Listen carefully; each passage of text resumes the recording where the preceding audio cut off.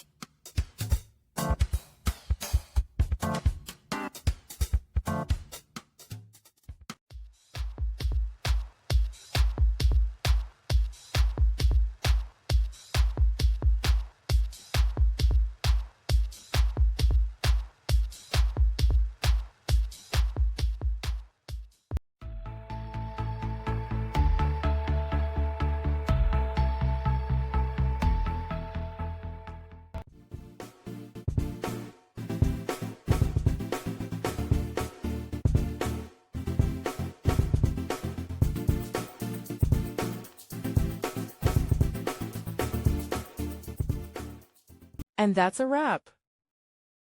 I hope you found the answer you were looking for. If you did, take a second to hit that subscribe button. It really helps out. And let me know in the comments which solution worked best for you. See you next time in the debug zone.